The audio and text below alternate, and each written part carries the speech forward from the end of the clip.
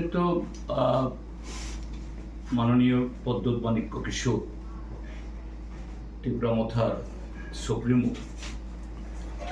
তিনি তার যে রাজনৈতিক অবস্থান, যেটা কখনো কখনো নানা ধরনের যে মূর্তি ধরে ত্রিপুরাতে এসে তিনি বলেন ত্রিপুরার যে সরকারটা কার? বিজেপির সরকার, বিজেপির কেন্দ্রীয় সরকার নীতিতে চলে, তাদের সরকার।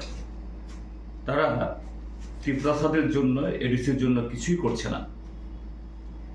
এরকম নানাভাবে এখানে সাধারণ মানুষদেরকে ধরে রাখার জন্য, তাদের সমর্থন পাওয়ার জন্য তিনি কথা বলেন। আর দিল্লিতে গিয়ে সেখানে বিজেপি নেতৃত্বদের সামনে অন্য কথা বলেন।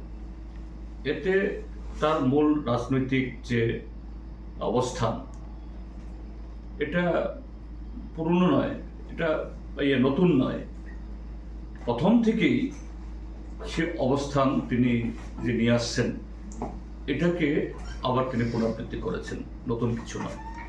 অর্থাৎ এই ত্রিপুরাজ্যের মধ্যে এই বিজেপি এবং মথার মধ্যে একটা যুদ্ধ খেলা, এরকম একটা নাটকীয় পরিবেশ গড়ে তুলে কিভাবে একটা অংশের জনগণকে বোকা বানিয়ে বারবার কদিন বাদে বাদে নতুন নতুন স্লোগান তুলে তাদের সমর্থন আদায় করা যায়, এটি করে যাচ্ছেন।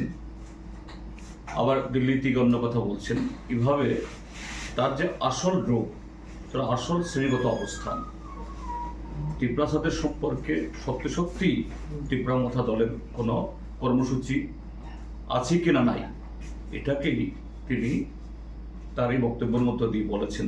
তিনি আরেকটা কথা বলেছেন এখানে, যে গত ৭৮ বছরে নাকি এই দেশের ট্রাইবালদের, আদিবাসীদের জন্য বিগত দিনের কোনো সরকার, কোনো দল চিন্তা করেনি, একমাত্র মোদি, অমিত শাহ তারা করেছেন।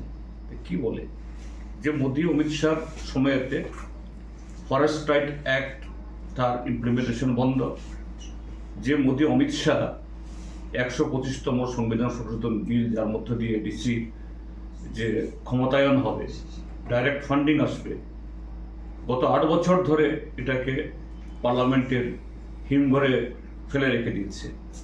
যে মোদি অমিত শাহর সময়েতে দেশের লাখো লাখো আদিবাসী পরিবার, এই আদানি আম্বানিদের কাছে সমস্ত বনজ সম্পদ, প্রাকৃতিক সম্পদ তুলে দিতে গিয়ে উচ্ছেদ হচ্ছে, আর তিনি গিয়ে সার্টিফিকেট দিচ্ছেন।